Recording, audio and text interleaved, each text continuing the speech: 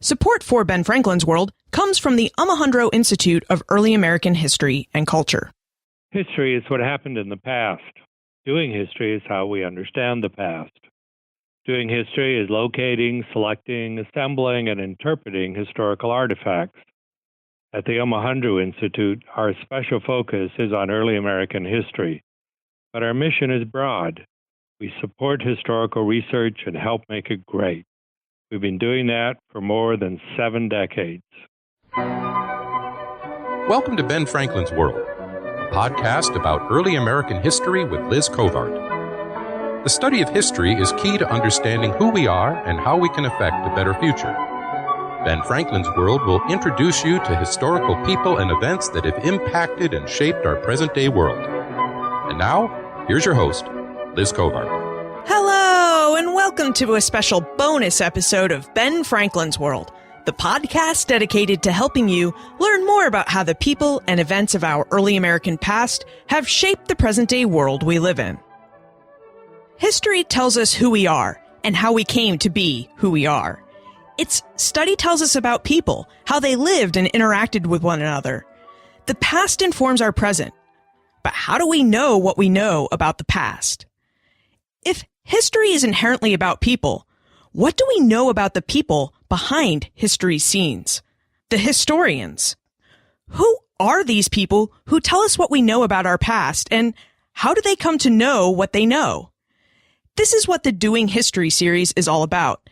Meeting historians, finding out what they know about the past, and peeling back the layers on what they know so we can find out how they came to their knowledge.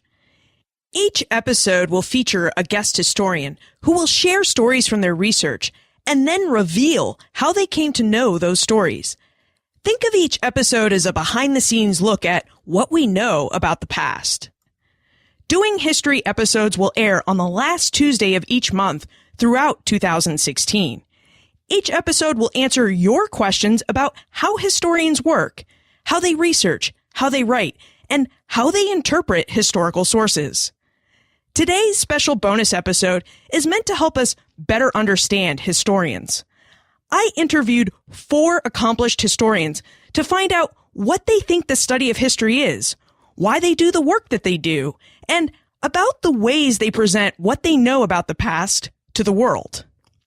In this episode, you will hear from Rebecca Onion, the history writer from Slate.com, 2-time Pulitzer Prize winner Alan Taylor, Carolyn Winterer, the director of the Stanford Humanities Center and a co-author of the Digital History Project, Mapping the Republic of Letters, and Pulitzer Prize winner Laurel Thatcher Ulrich. The insights and stories they shared are so interesting and revealing that the only way I could think to share them with you is through a story. That's right, this is my first storytelling episode, a special format for a special episode. Are you ready to get to it? Let's begin.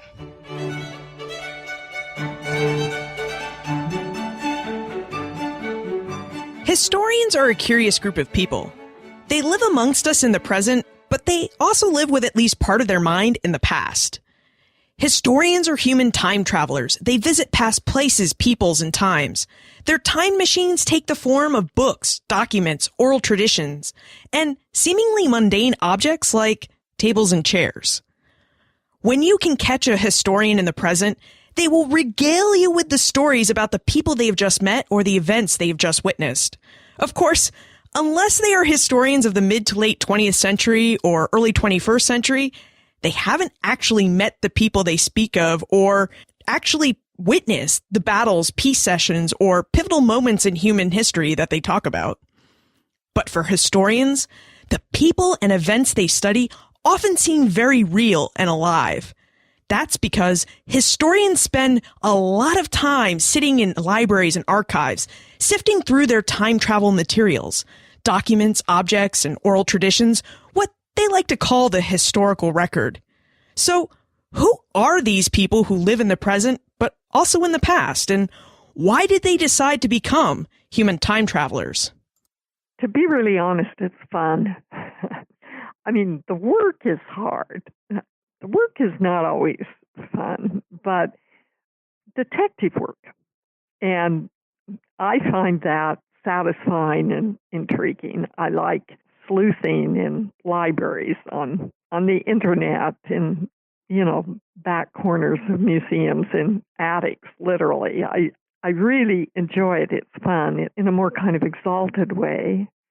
It helps me make sense of the world, helps me understand why human beings do the things that they do in a particular time and place, where ideas came from, how words have changed meanings. Old photographs look funny. I mean, why do people wear the things they wore then? And the understanding difference among people, feeling stretched to be able to sympathize with things that we might think are ridiculous today. Well, I was looking to get more of what I would call depth perception in time of the world that we live in. So the more that I studied history, the better I thought that I understood the world that I live in. And I thought that it would be helpful for other people to also have that depth perception. Laurel Thatcher Ulrich, the 300th anniversary professor at Harvard, and Alan Taylor, the Thomas Jefferson Chair of American History at the University of Virginia, both Pulitzer Prize winners, and both became historians because they want to figure out how the present time they live in came to be how it is. Is this really why historians become historians? To use the past to explain the present? Well, I like imagining lost worlds. When I was a kid, I just loved reading about places and times that I could never go.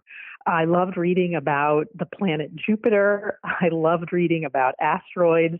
I loved reading about the age of the dinosaurs. I just loved reading about these mysterious places. And one of the wonderful things about being a historian is that you can put yourself into that lost world. And one of the things that I tell my students is how quickly the past recedes from us. And, for my students who were born in the mid-1990s, eras that seem very familiar to us, the 1970s, the 1980s, are for them already lost worlds. And so for me, that is just an endlessly wonderful part of studying history, is being able to recreate that lost world, which I also think has the added benefit of being a very humanizing process. Yes, historians want to understand the past so they can provide context for the present. But some, like Carolyn Winterer, the director of the Stanford University Humanities Center, also love the fact that studying the past opens the way for their minds to travel in time. Visiting lost worlds makes history fun for historians. But Carolyn also mentioned that recreating lost worlds through historical study can make historians and others who read and study history more human. Can the past really make us more human? If so, how does that work? When we consciously try to put ourselves in the mind of another person, we are forced to see the world from their perspective. And when we are historians, we are always doing that. We are trying to see the world from the perspective of somebody who lived in another time and place. And I like to think, in my optimistic moments, that this makes us better people today, the ability to sympathize with other points of view. So I would say that's one of the major reasons that I became a historian.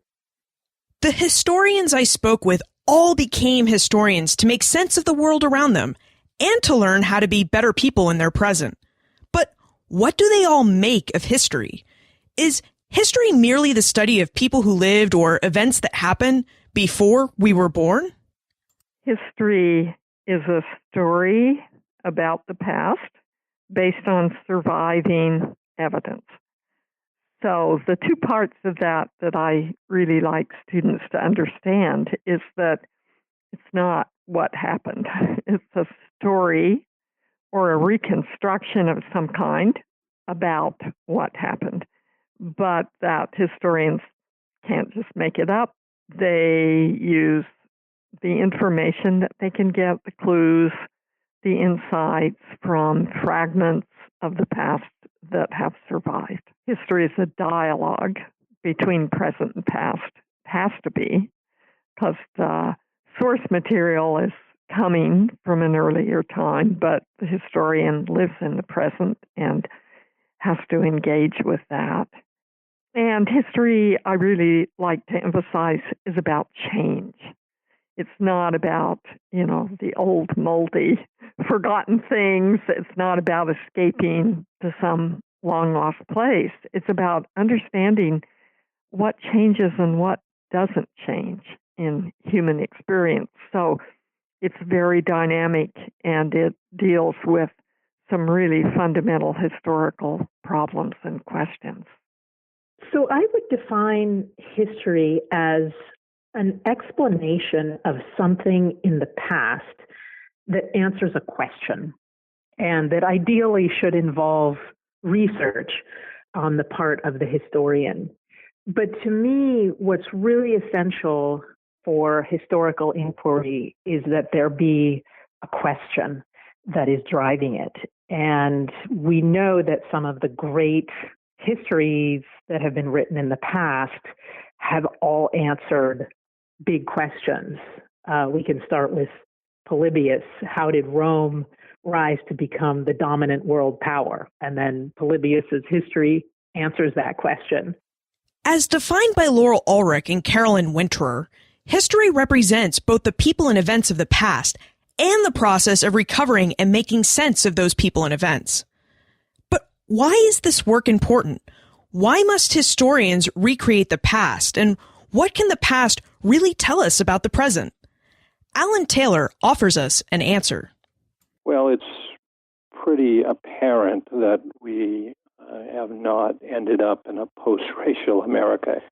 It seems that race is very powerful and affects all of us, but it certainly affects African Americans more powerfully and often in very harsh ways.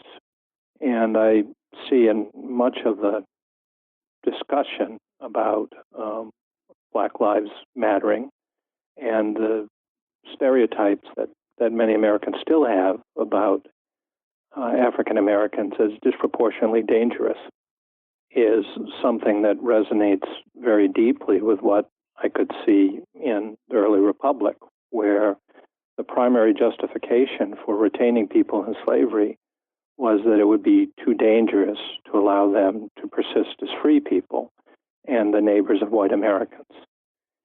And so in the early republic, there was a pretty widespread recognition that slavery was evil, that it was exploitative, and yet people would justify it by saying that their own safety required them to do this. And the most vivid expression of this is Thomas Jefferson's famous statement that slaveholding is like holding a wolf by the ears, that justice says you let the wolf go, but self-preservation says that you hang on. So I came to understand that quotation much more clearly when I read how Virginians were writing about enslaved people who were escaping from them and helping the British to wage the War of 1812 against the United States. Looking at how Virginians, like Thomas Jefferson, wrote about and justified slavery helps us understand our present. It helps us understand that the insecurity many white Americans feel around African Americans and that African Americans feel around white Americans dates to the beginning of our nation. Ideas we hold today came from ideas people thought over 200 years ago. Perhaps this knowledge will help us put our present thoughts and attitudes in perspective. Perhaps our enlarged perspective will help us solve the problems of race that pervade and confront American society. This makes the work of presenting history to the world an important job. If historians can help us see different viewpoints and the humanity inherent in people, if they can offer us perspective on how we came to be where we are as a society and culture, then it seems like we should be paying attention to the work that they do. But where do we look? Where do we find information about the past? Are we just limited to books and articles and journals by historians for historians? Rebecca Onion is the history writer for Slate.com. I spoke to her because she makes active use of the World Wide Web to disseminate history and to bring it to the attention of as many people as possible.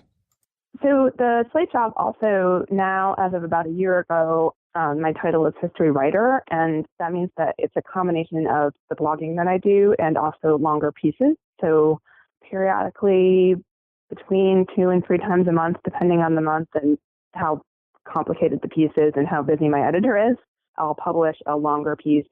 Sometimes it's a piece about some kind of research that is going on, within academic history. Sometimes it's a piece about something that's happening in a museum or in education or sort of in popular history, like just people talking to each other. So I do that. This past summer, in summer 2015, I did a podcast with Jamelle Bouie, who's a Slate, I guess now his title is Chief Political Analyst. And we did a History of American Slavery podcast. So that was a 9-episode, or might have been 10 episodes in the end, I can't remember, a series where each episode started with the biography of an enslaved person and sort of tackled a couple of thematic issues that arise from talking about that person's life. Rebecca's work also invites its readers to try their hand at historical work. Her regular column, The Slate Vault, highlights a document, photograph, or material object from the past and invites viewers to envision the past and think about what we know and don't know about historic people and events. And there are 300-word posts about the documents that I look for are the ones that are sort of compelling in various ways on various levels. So they're the kinds of things that, you might find in an archive as a researcher and say, oh my God, I can't believe, you stare at it. Like, this is so interesting. It's so rich. Like, I want to look at it forever. In my text, I try to show that a document can be read in a bunch of, can have sort of both historical significance and also can be read in a bunch of different ways. Like that, I try to quote scholars who've written about the document in question who might, have offered some kind of like interpretation for what it means. So I try to model in some way the way that a historian might look at a document like that, might use it both to like prove a fact about what actually happened and also to show, to advance an argument in some way, to say, okay, this is what this thing tells us about the way X, Y, or Z historical trend was progressing, or this is why this thing shows that a conventional narrative is incorrect. And so in that way, I am trying to say, like, look at these documents. Like, there is a way to both like know what you can know about them and also to know like the gaps in our knowledge about them. I also try to include that stuff. Carolyn Winterer and other historians on the Mapping the Republic of Letters project are also using the internet and computers to assist their research and to bring that research to the world in new and novel ways. Since 2008, the Mapping the Republic of Letters project, based out of Stanford University, has explored the social and intellectual networks of 18th century philosophers, scientists, and thinkers like Voltaire, John Locke, and Benjamin Franklin. Over the last 50 years, institutions and documentary editing projects like the Papers of Benjamin Franklin Project have been collecting correspondence to and from men like Franklin and publishing what they collect in annotated volumes. And for the last 20 years, documentary editors, historians, archivists, and other historical professionals have been digitizing these volumes and uploading them to the internet for all of us to use. The Mapping the Republic of Letters project team has taken these digitized records and put them into a computer system that they have created to look at and analyze all the letters produced by the 18th century philosophers, scientists, and thinkers that they study. I asked Carolyn how computers and digitization has changed the way that she and other digital historians work. How have computers and the algorithms that they run changed how historians research and what they know about the past? You're pointing to one of the very interesting things that can happen during digitization is that you can place your archive in a spatial dimension. So you can see things in a way that you could not before.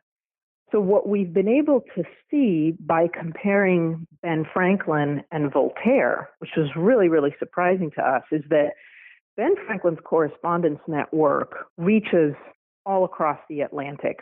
His three major nodes of correspondence are Paris, London, and Philadelphia. Now, this will surprise none of your listeners. We know this about Ben Franklin. But what was interesting is when we put this alongside Voltaire's correspondence network, we saw that only one of Voltaire's letters ever crossed the Atlantic Ocean. And it wasn't even one that Voltaire himself wrote. It was one that he received from a French scientist working in South America. So that was really, really interesting to us to see that both of these major figures in the Republic of Letters in the late 17th and 18th centuries had enormous amounts of influence during their time and place, but that the shape of their correspondence network was very, very different. Another thing we saw, just turning now to Ben Franklin alone, is that his network never reached into certain areas. Africa is a dark spot on his letter network. He received a couple of letters from North Africa, but these are British or British American people living in North Africa. So when we think about the Atlantic world, which is a concept that has really influenced a lot of historians, we need to remember that the Atlantic world is not the whole Atlantic in a lot of cases, that many people, like Ben Franklin, were very confined to a particular part of the Atlantic world. So we need to be careful as historians when we're using these large geopolitical concepts and to be sure that we are speaking in specific ways about those. Computers help non-historians see and learn interesting things about the past, too. A visit to the Mapping the Republic of Letters website allows all visitors to visualize Franklin's communications and social networks, where he sent letters, places where he received letters from, and with whom he corresponded. And in case you missed that, I just said social networks. This is something that we like to think is new and novel to us today. How many times have we wished that we could live in the past so we wouldn't have to deal with our full inboxes, Facebook friends, or Twitter followers? But you know what? Historians remind us that although our technology has changed, human interactions and the joys and frustrations that they bring are as old as humans. So I asked Carolyn, how did Franklin cope with his social network? Everybody kind of comes up with their own coping mechanism. One of the coping mechanisms that Franklin has, because he's just at a certain point around 1776 in Paris, he just becomes completely overwhelmed by the amount of correspondence that he has. Just tons and tons and tons of people start writing to him for a variety of reasons. We all know this feeling, right? When you open your email and you have 67 new messages and you think, oh, how am I ever going to, reply to all of these? So first he just stops replying to a lot of people, and then he also starts complaining about the amount of correspondence that he has. He starts complaining somewhere around the mid-1760s, and I just love this because, I had sort of thought that complaining about your social network was something new to our time period, but it turns out that you can already find it in the middle of the 18th century. And it made me sort of wonder, how much earlier in time does complaining about your social network go? Did Cicero complain about writing his letters? I don't know. Historians study the past to better explain the present, to make us more human and to help us see the ways that humans and their societies have changed and stayed the same over time. The study of history tells us who we are and how we came to be where we are as a society. If we watch the patterns and learn from the mistakes of the people from the past, then perhaps we can create a better future. This is how the study of history works, why historians study the past, and why doing history is important.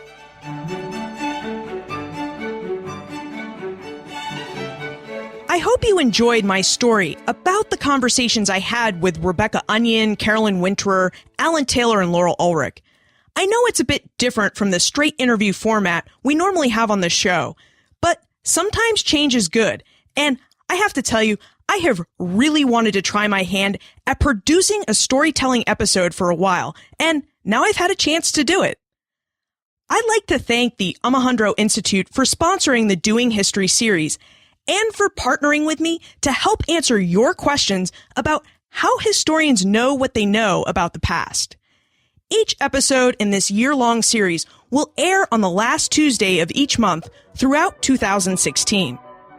For more information about the Omohundro Institute, visit benfranklinsworld.com/OI or visit the show notes page for this episode, where I have also posted links for the 4 historians we spoke with today, the Mapping the Republic of Letters project, and Rebecca's blogs and podcast on Slate. You can find the show notes at benfranklinsworld.com/historians. If you have any questions or feedback about today's show, please send me an email, liz@benfranklinsworld.com, tweet me @LizCovart, or post a comment on the show notes page for this episode, or in our listener community on Facebook. And remember, never leave till tomorrow that which you can do today.